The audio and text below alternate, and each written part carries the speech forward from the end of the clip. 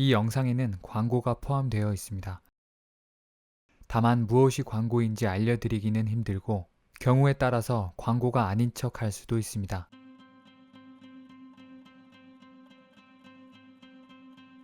죄송합니다. 사망이 옵니다. 저는 전 영상에서 SBS 미운 우리 새끼의 사례를 통해 리얼리티를 표방하는 관찰 예능이 어떤 식으로 시청자를 기만하고 혼란을 주는 광고를 하고 있는지 보여드렸습니다. 전 영상에서도 말씀드렸지만 제가 비판했던 건 PPL 그 자체가 아닙니다. 문제는 광고임에도 불구하고 광고가 아닌 척하며 소비자를 기만하는 그 연출에 있습니다. 그리고 무엇이 광고인지 시청자가 명확하게 구분할 수 없다는 것에 있습니다. 여러분, 방송사는 간접 광고가 있다고만 표시하지 무엇이 광고인지 협찬인지 제대로 표시하지 않습니다. 광고 표시를 해야 하는 이유는 무엇일까요? 광고 표시의 그 의미는 무엇일까요? 표시 광고법의 목적은 표시 광고를 할 때 소비자를 속이거나 소비자로 하여금 잘못 알게 하는 부당한 표시 광고를 방지하는 데 있습니다. 그런데 간접 광고가 있다고만 표시하고 무엇이 광고인지 제대로 알려주지 않는다면, 광고이지만 광고가 아닌 척 시청자를 속인다면 보여주기식의 간접 광고 표시가 무슨 의미가 있을까요? 이건 시청자에게 이렇게 말하는 것과 같다고 생각합니다. 이 프로그램은 광고를 포함하고 있습니다. 다만 무엇이 광고인지는 알려드리기 힘들고 경우에 따라서 광고가 아닌 척 할 수도 있습니다. 이렇게 말입니다. 시청자와 숨은 광고 찾기를 하는 것도 아니고 내가 보고 있는 영상이, 내가 봤던 영상이 최소한 무엇이 광고인지 아닌지 구분할 수 있어야 하는 거 아닐까요? 저는 여러분께 이 이상민 샴푸의 사례로 뭐가 광고인지 광고가 아닌지 구분이 제대로 되지 않는다면 어떤 식으로 시청자가 기만당하는지 보여드렸습니다. 라디오 스타로 인해 이슈가 됐던 샴푸는 다른 샴푸인데도 불구하고 자연스럽게 그 샴푸가 어에즈 샴푸로 둔갑했습니다. 관찰 예능에서 PPL 광고를 진행했던 게 홈쇼핑에서는 꼭 직접 추천한 것처럼 활용됐습니다. 어떻게 광고를 직접 추천이라고 말할 수 있을까요? 만약 드라마나 영화에서 추천했다면 직접 추천했다고 활용할 수 있었을까요? 드라마나 영화는 모든 게 연출이고 연기라는 걸 누구나 알고 있습니다. 하지만 관찰 예능은 뭐가 연출인지 뭐가 실제인지 구분하기 어렵습니다. 자연스러운 연출을 위해서는 광고가 아닌 척 소비자를 기만하는 것이 어쩔 수 없다는 말도 있었습니다. 죄송하지만 저는 이 말에 동의할 수 없습니다. 직접 산 척, 우연히 방문한 척, 광고가 아닌 척 하는 연출은 어쩔 수 없는 연출이 아니라 시청자를 확실하게 속이고 광고 효과를 극대화하는 가장 쉬운 방법이 아닐까요? 시청자를 속이지 않아도 자연스러운 연출은 충분히 할 수 있다고 생각합니다. 물론 미운 우리 새끼 말고 다른 관찰 예능에도 시청자에게 혼란을 주는 연출의 광고는 있습니다. 굳이 미운 우리 새끼, 이상민님,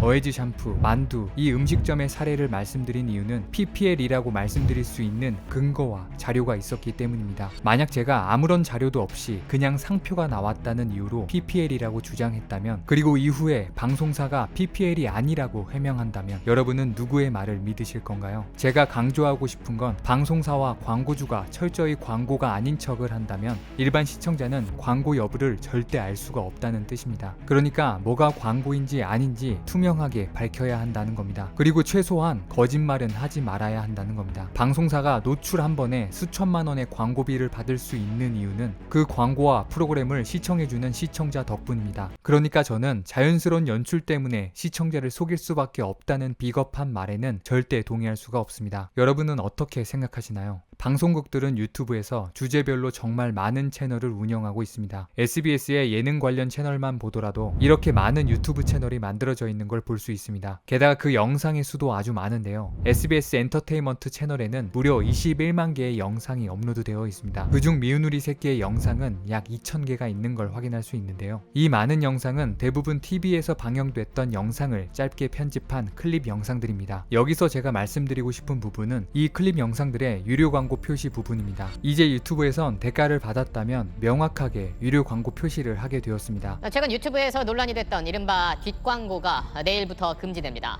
상품을 무료로 받거나 소개해주는 대가로 광고비를 받았을 때는 이를 명확하게 문구로 표시해야 합니다. 광고인 게 명확히 소비자 눈에 띄도록 게시물 제목 첫머리나 본문 앞뒤에 분명히 광고임을 드러내거나 영상 위 또는 해시태그 맨 앞에 알려야 합니다. 이 SBS 뉴스에서 말하는 것처럼 9월 1일 이후 현재 많은 유튜브 채널들은 어떤 것이 광고인지 어디에서 어떤 광고를 받았는지 표시하고 있습니다. 그런데 정작 방송사의 유튜브 영상들은 광고에 대한 표시가 제대로 되지 않고 있습니다. 미운 우리 새끼만 봐도 약 2,000개에 달하는 영상 중 단 한 개도 광고 표시가 되어 있지 않습니다. 가장 최근에 업로드된 영상까지도 말입니다. 이미 TV에서 간접 광고라고 나왔었기 때문에 유료 광고 표시를 할 필요가 없는 걸까요? TV에서 간접 광고 표시가 나왔을 거라고 믿고 머릿속으로 상상할 수 있으니까 표시할 필요가 없는 걸까요? 그래서 방송사들은 일반 유튜버와 다르게 광고 표시를 하지 않아도 되는 걸까요? 아닙니다. 몇 개월 전 공정위에서 발표한 안내서의 Q&A를 보면 이렇게 나와 있습니다. TV 등을 통해 송출한 프로그램에 간접 광고가 포함되어 있는데 이를 편집하여 유튜브 채널에 올리려고 합니다. 이 경우에도 경제적 이해관계가 있음을 표시해야 하나요? 표시해야 함. 같은 콘텐츠라도 소비자가 이를 접하는 방식과 매체는 각기 다를 수 있으며 광고 포함 여부에 대한 소비자의 인식 가능성도 달라질 수 있습니다. 그러니까 방송국들도 유튜브 영상에 간접 광고가 노출된다면 유료 광고 표시를 해야 한다는 겁니다. 과거 영상까지도 말입니다. 그런데도 불구하고 지침이 내려진 지 몇 달이나 지난 지금 새로 업로드된 영상까지도 제대로 광고 표시가 되고 있지 않습니다. 그렇다면 방송사들은 유튜브에 왜 유료 광고 표시를 제대로 하지 않는 걸까요? 한 기사에 따르면 방송업계에서는 클립 영상에 대한 유료 광고 표시에 대해 과도한 규제라는 목소리가 나오고 있다고 합니다. 직접 광고를 하는 게 아니라 간접 광고이기 때문에 간접 광고에까지 유료 광고 표시를 해야 하는 게 부당하다는 건데요. 솔직히 제 머리로는 잘 이해가 되지 않습니다. 어에즈 이상민 샴푸만 봐도 제품에 대해 직접 설명하고 추천하고 탈모 방지라는 허위 과대 광고 표현을 쓰면서까지 직접 광고와 다를 바 없이 광고하는 걸 볼 수 있습니다. 게다가 미운 우리 새끼는 간접 광고의 범위를 넘어 과도한 광고로 법정 제재를 받기도 했습니다. 뭐가 부당하고 뭐가 과도한 규제라는 걸까요? 광고를 광고라고 표기하는 것이 왜 그렇게 어려운 걸까요? 유튜브 영상을 올릴 때 유료 광고가 있다고 클릭 한번 하는 게 어떤 게 광고인지 타이핑 한번 하는 게 왜 그렇게 어려운 걸까요? 그런데 재미있는 건 공정위 지침이 내려온 이후 미운 우리 새끼 클립에도 잠깐 유료 광고 표시가 됐던 적이 있습니다. 2020년 9월 27일에 이렇게 광고 포함이라고 제대로 표기를 했었는데요. 하지만 무슨 이유인지 이 영상은 현재 삭제되고 없습니다. 그리고 그 이후로는 광고를 표시한 영상은 단 한 개도 없습니다. 혹시 이 많은 영상들에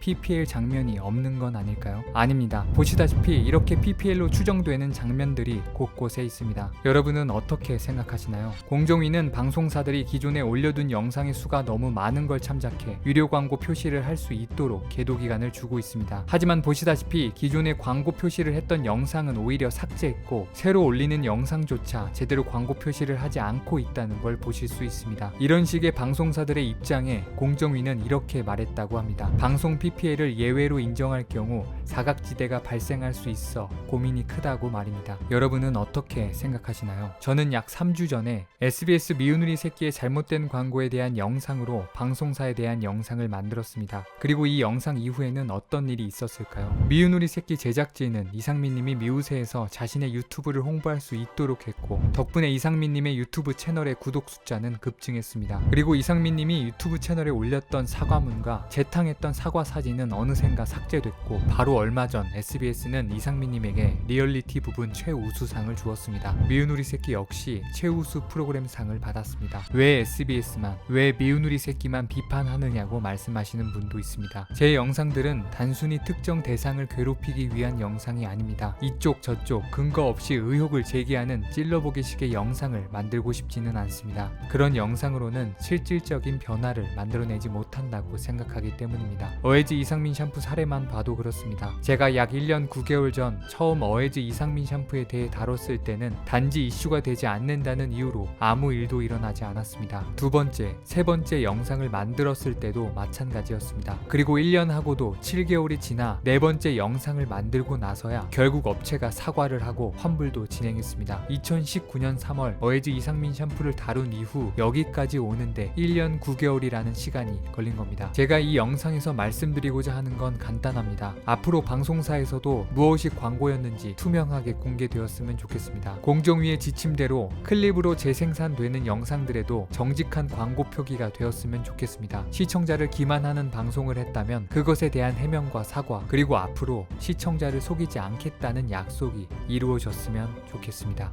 사망요였습니다.